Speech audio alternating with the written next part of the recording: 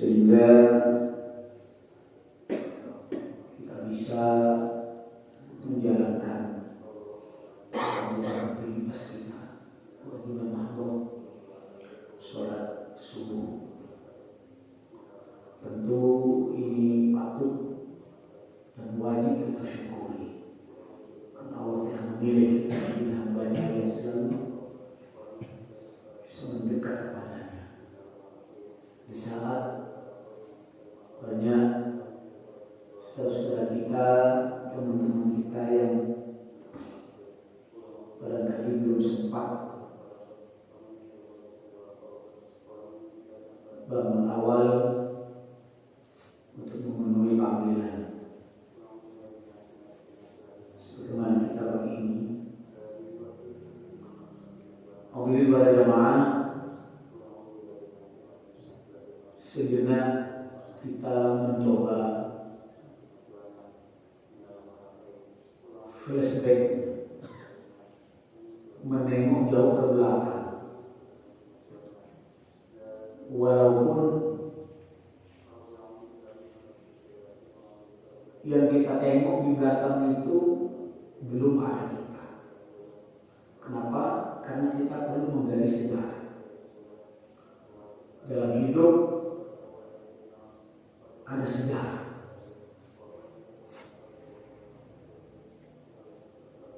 Jangan tanggung-tanggung menengok ke belakang berjauh sekali. Kita lihat, kita tengok 4.000 tahun yang lalu.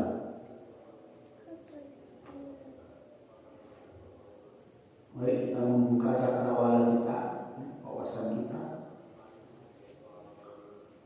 Ada apa di 4.000 tahun yang lalu?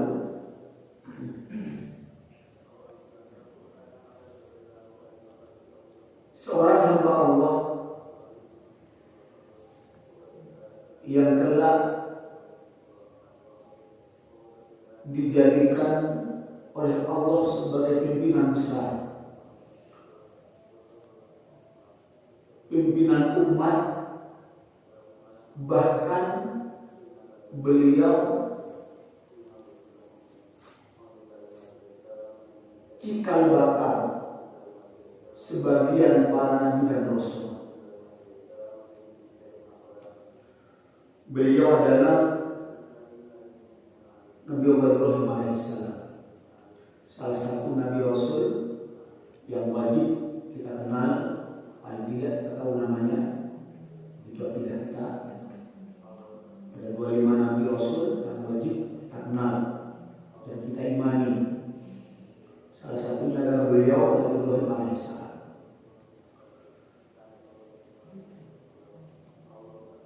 Nabi Ibrahim ini seorang hamba Allah yang sudah benar-benar dipersiapkan oleh Allah. Dari lahir sudah diberi irhas. Kita ingat irhas ini kelebihan, keutamaan. Kelebihan yang diberikan oleh Allah kepada beliau sebelum beliau diangkat menjadi rasul. ada kelebihan-kelebihan yang luar biasa dari sejak lahir.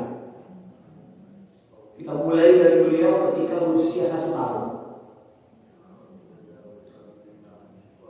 Ada bayi 1 tahun yang Allah keluarkan ke bumi. 1 tahun sudah bisa mencari Tuhan. Ini bayi 1 tahun. Ini sungguh luar biasa. Jadi bayi ini 1 tahun, setahun bisa apa kalau setahun itu? Setahun bisa apa bayi itu? Tapi yang satu ini usia 1 tahun sudah mencari Tuhan. Ini esensi hidup ya. Wah, luar biasa. Menabok setahun kan terlalu. Ya bisa itu, bisa nangis gitu. Bisa hidup. Ini 1 tahun sudah melanglang mencari Tuhan. Apa bentuknya? Yang bukan benih, yang bukan digendong dalam pangkuan itu. Bayi itu tanya, "Ya umat, man Rabbi?" Pertanyaan awal. "Wahai ibu, siapa Tuhanku?" Udah bayi umur 1 tahun. Bayi umur 1 tahun lah berani dapat bertanya, "Siapa Tuhanku?" Wah, ini luar biasa. Dijawab oleh sang ibu, "Nah, Tuhanmu yang ibu. Itu Tuhanmu ibu, nah ibu. Yang gendong kamu ini, saat ini Tuhanmu." Cara ibunya masih panik Tuhan dia.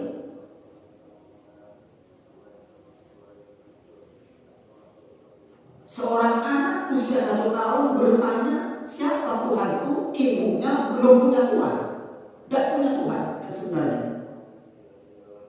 Jawab bersombong, "Ya, aku ini ibu Tuhanmu, aku Tuhan." Dia lagi di situ, nanya lagi, "Kalau begitu, mana bumi? Siapa Tuhan bumi?" Ini cerdas sekali anak ini ya. Diberi jawaban 1 kali, dia penasaran, tidak cukup, tidak berhenti, nanya lagi, ngejar. "Kalau begitu, siapa Tuhan bumi?" Dijawab oleh ibu, "Abuka, ya Tuhan bumi, ayahmu, bapakmu." Ini dialog menarik antara seorang bayi, seorang anak dan ibu. Lalu dikejar lagi, "Kalau begitu, siapa Tuhan ayahku?"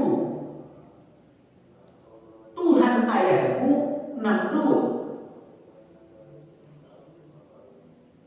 Namrud namanya anak, Namrud. "Siapa Namrud itu?" "Oh, Namrud itu raja, penguasa. Raja, penguasa." Nah, kenapa ibu menyebut Namrud?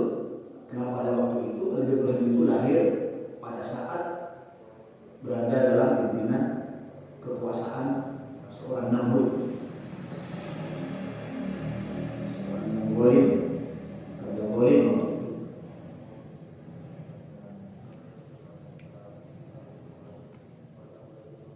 "Kalau begitu Bu, siapa Tuhannya Namrud?"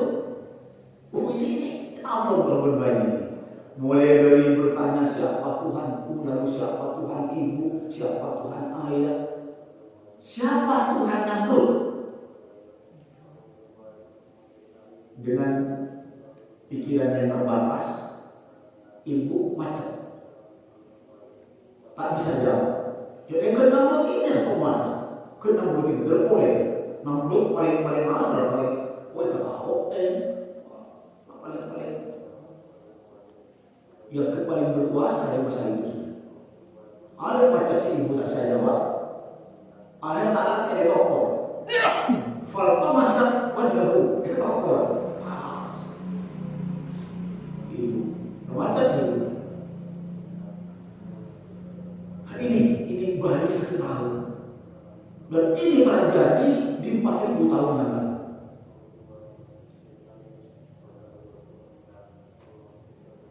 Kita bayangkan seperti apa proses kejadian ini. Berbaris setahun tapi saya katakan Tuhan ya Tuhan. Orang yang lebih dekat, yang paling dekat dengan anak pertama ibunya. Terus sesuai dengan berjalannya waktu, Rasulullah Bapak menginjak remaja, terus penasaran. Siapa Tuhan? Siapa Tuhan? Siapa Tuhan? Siapa Tuhan? Ini salah seorang pilihan Allah yang dipersiapkan dengan ikhlas itu dari sejak setahun, dimudahkan oleh Allah, dimudahkan ikhlas. Lebih luar biasa kecerdasan orang, kecerdasan. Mengejar remaja, terus hakim di zaman Tuhan bisa salah. Ya tak nemu dengan keterbatasan akal pikiran, tak nemu. Berbulan malam, karena itu menakjubkan barangkali bagi beliau. Ya ketuhan begini, rasanya mana? Bulan paling di atas, maka cangkul, tak kentok bisa terak, itu dari mana sinar dengan keterbatasan pemikiran seperti ini. Kuat yang ketuhan mas. Oh ini Tuhan. Udah berjalan semalam, ternyata hilang. Bulan hilang, pagi hilang. Ini hilang. Aku bisa bilang, agak air. Bukan, ternyata yang tadi bukan Tuhan. Kalau ternyata Tuhan ini hilang, padahal yang namanya Tuhan ini paling berkuasa, pencipta, tak mungkin hilang. Dan pemikiran Ibrahim alaihissalam, aku bisa bilang itu lebih dahsyat, sinarnya lebih kuat. Wah ini ternyata yang tadi itu berarti bukan. Ini keluar lagi. Ini Tuhanku. Acuan saya mungkin mau berkelah. Bosan, boleh bosan. Ini pencarian Tuhan yang dilakukan seorang remaja yang kelak menjadi Nabi Ibrahim alaihissalam.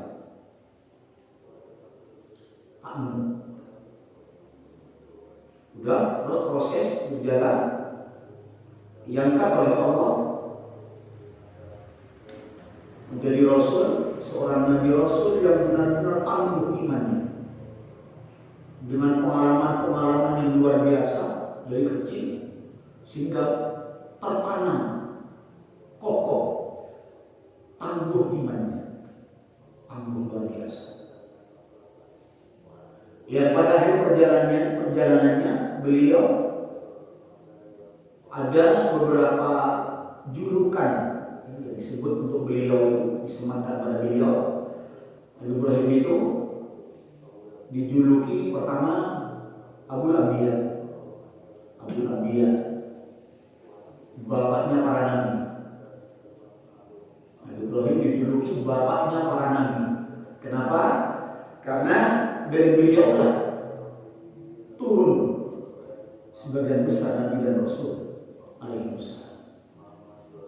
Mulai dari Nabi Ismail turun beberapa generasi sampai ke Nabi kita Muhammad sallallahu alaihi wasallam. Jadi Nabi itu datangnya dari Muhammad, Nabi Muhammad sallallahu alaihi wasallam.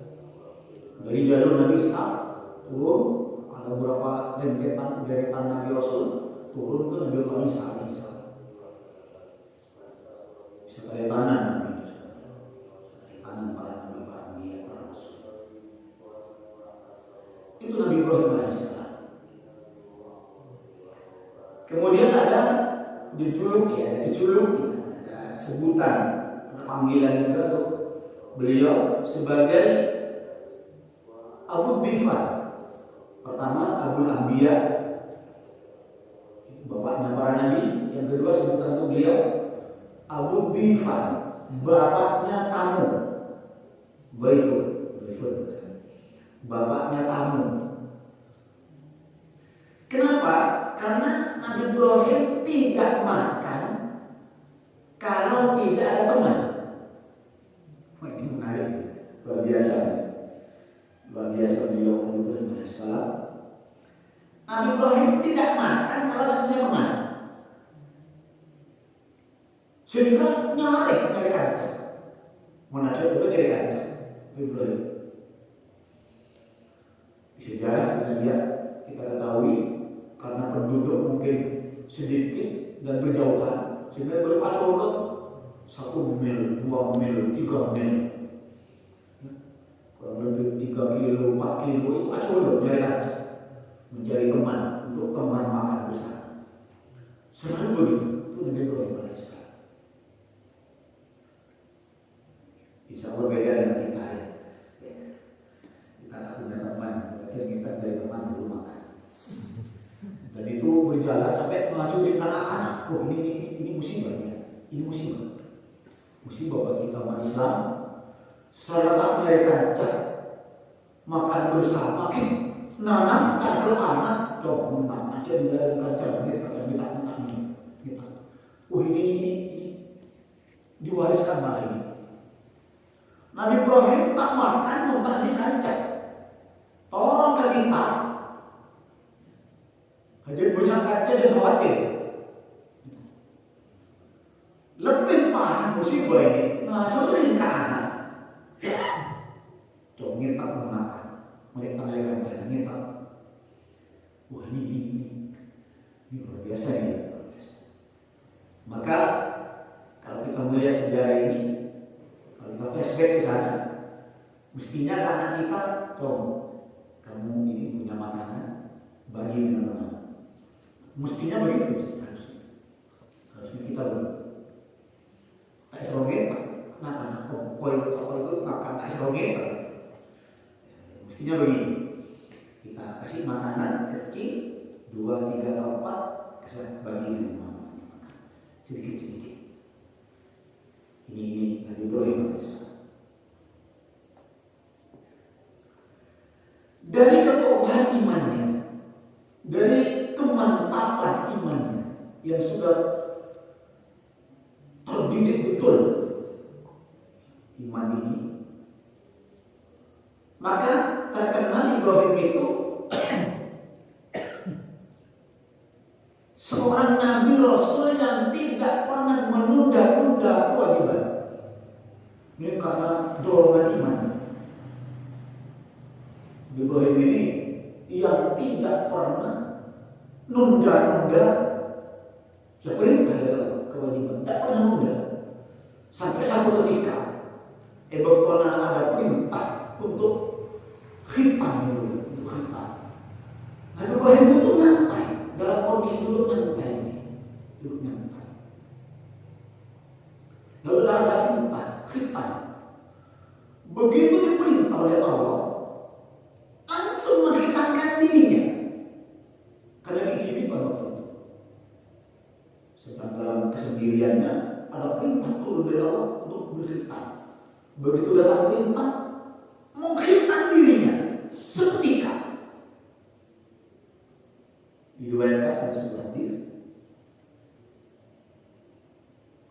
Ikhtatana Ibrahim bahwa ibnu samanina bil qadr.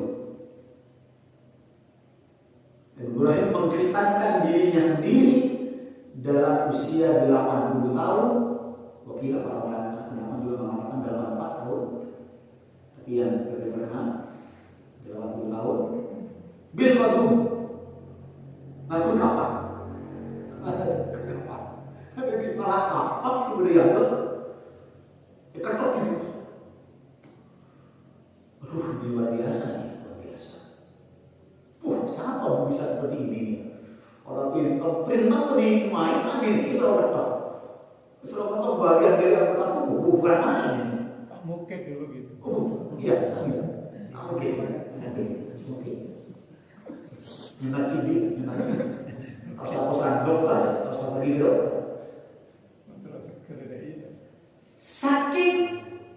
Saking apa ya, saking cepatnya bisa memberi perintah itu. Dan kenapa kok kapak yang diambil? Karena satu-satunya yang ada depan beliau itu kapak. Ada kayak kapak coba. Kapak terkenal kapak ini. Terkenal sejak dari Ibrahim. Bukan kapak sejak dari Ibrahim. Kapak ini.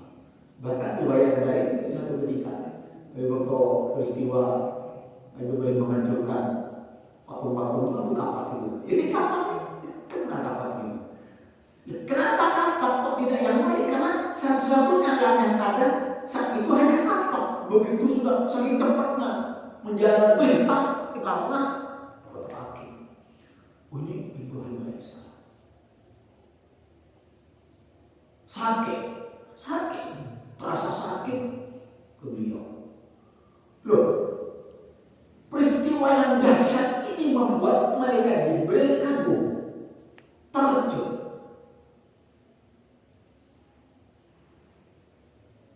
Langsung menegur Ibrahim, masih cepat ini kamu lakukan. Belum aku siapkan alatnya. Padahal malaikat Jibril sudah menyiapkan alatnya. Sudah menyiapkan itu. Belum saya siapkan alatnya Ibrahim. Kenapa harus cepat ini? Apa kata Ibrahim? Saya memang tidak enak kalau nunda-nunda. Saya tidak enak kalau terlalu lama membiarkan perintah. Secepatnya Jibril, secepatnya saya laksanakan. Saya tak enak rasanya nunda-nunda. Jadi anak sisa pakai pada Jibril tak takut itu. Tak takut. Ya, gara-gara Nabi Ibrahim mengatakan ke Jibril, saya tidak enak, tidak terbiasa menunda-nunda perintah. Loh, gara-gara perkataan ini sederhana ini, Allah hapus hilangkan sakitnya. Ini luar biasa. Tahu yang korban mereka Jibril, tahu yang sehingga muncul jawaban seperti ini. Gara-gara menjawab ini, mengeluarkan kalimat ini, saya tidak enak. Kalau menunda-nunda tidak enak, saya tidak enak. Pokoknya cepat saya lakukan. Payahlah seketika itu sakitnya.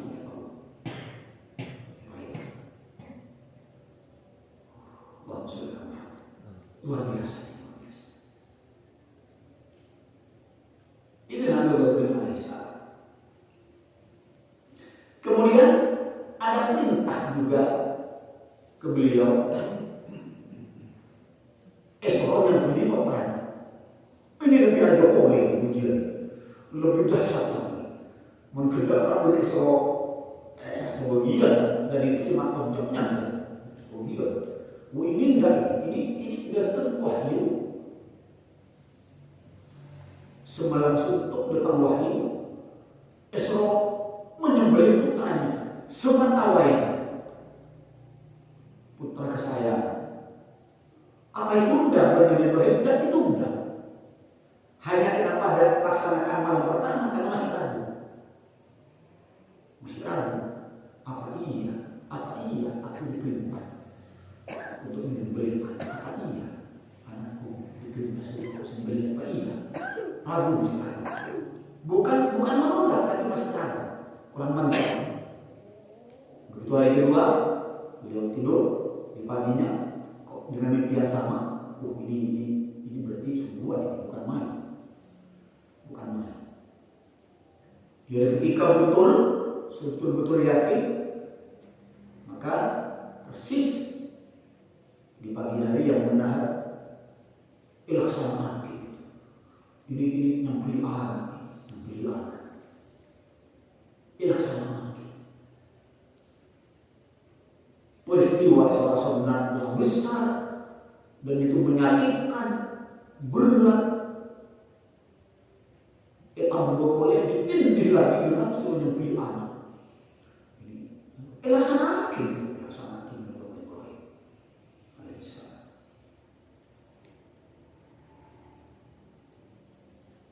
Yang adalah Nabi Ibrahim ini punya keturunan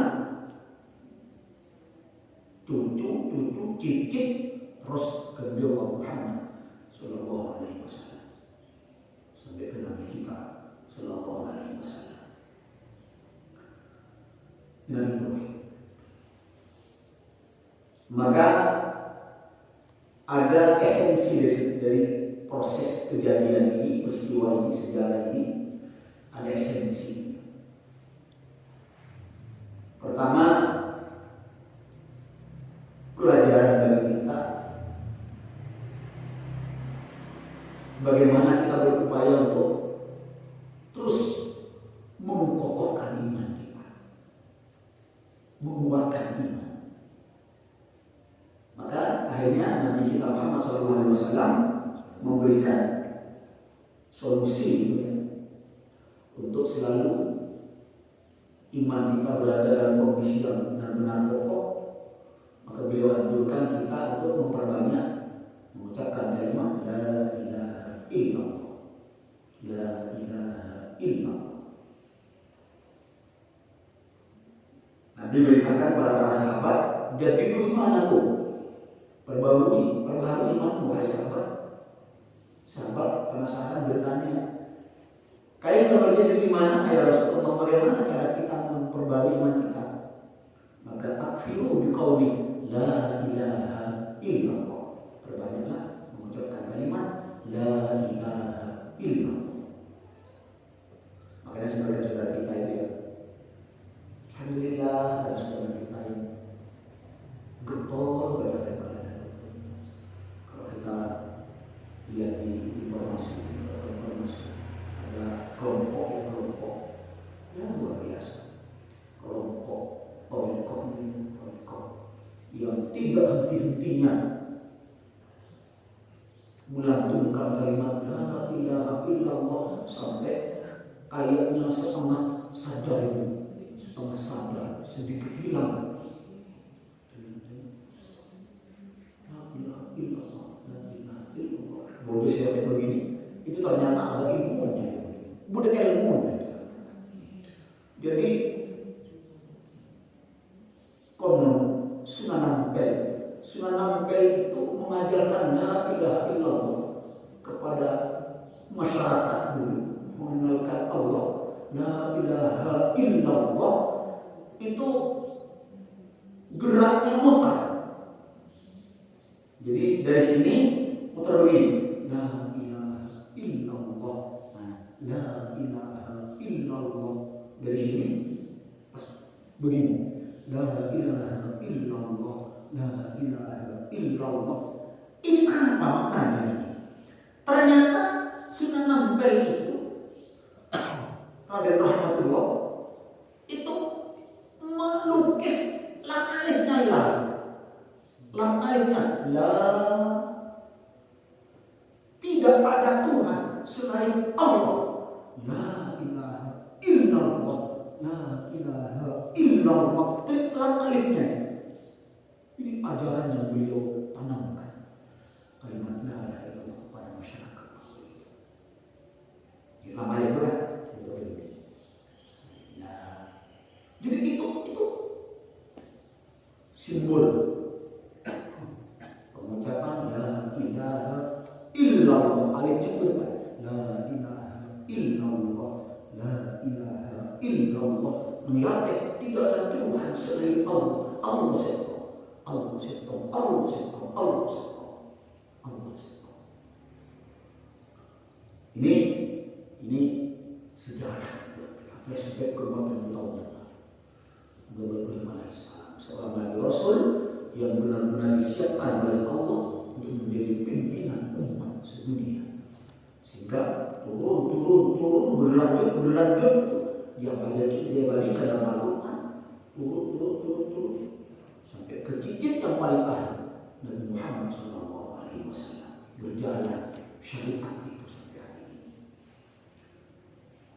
Bahkan syariat haji, tata cara berhaji mulai dari tawaf, sa'i dan sebagainya, melempar jumroh, itu naratif kita yang pernah dijalankan sama Imam Ibrahim bersama Siti Hajar. Ini cakrawala ceritanya. Ini betapa itu sebuah peristiwa besar yang pernah terjadi di muka bumi. Ya, mudah-mudahan harapan kita dengan sejarah itu kita bisa terus mendorong iman kita supaya terus lebih mantap. Karena iman itu memantap. Jadi iman memantap jadi rem untuk tidak melakukan hal-hal yang dilarang. Karena iman, dorongan iman yang mantap satu saat menjadi rem. Pada saat yang lain jadi gas, gendong untuk perbuatan-perbuatan yang baik. Lebih-lebih kan sudah mantap, diperintah oleh Allah. Jadi gas, iman yang mantap berfungsi sebagai gas satu ketika untuk mendorong kita berbuat baik. Satu yang lain kan berfungsi sebagai rem, mengerem nafsu kita, mengerem syahwat kita. Ini kajian kali ini berangkat dari satu ayat pendek yang berbunyi, "Summa awhayna ilaika an tabi' millata Ibrahim hanifa wa ma kana minal musyrikin." Disambung oleh Allah, tidak dihilangkan jalinan hubungan antara Ibrahim dan Muhammad, maka sholawat Ibrahim ditaruh dalam sholat tahiyat kita ini. Kama sholaita ala Ibrahim wa ala Ibrahim dan seterusnya. Jadi untuk menyambung jalinan antara Nabi Muhammad dan datuknya Bapak Ibrahim alaihissalam, sehingga kita benar-benar baca sholawat Ibrahimiyah. Kemudian kita disiapkan oleh Allah, dan dijaga oleh Allah, jaga iman kita, dan kemudian dipelihara iman kita oleh Allah, sehingga iman yang ada di dada ini benar-benar berfungsi sebagai gas untuk mendorong perbuatan baik, dan di saat yang lain berfungsi sebagai rem untuk mengerem agar kita tidak terjerumus ke perbuatan yang dilarang oleh Allah Subhanahu wa Ta'ala. Minal Fatihah.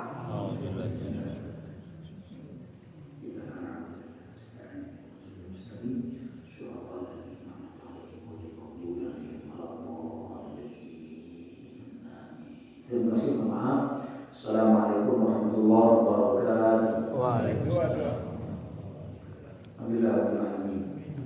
Allahumma shalli ala Muhammadin bil qulubi wa dawa'ina wa afiyatil badani wa shifa'ina wa nuril absari wa dhiya'iha wa sallim. Allahumma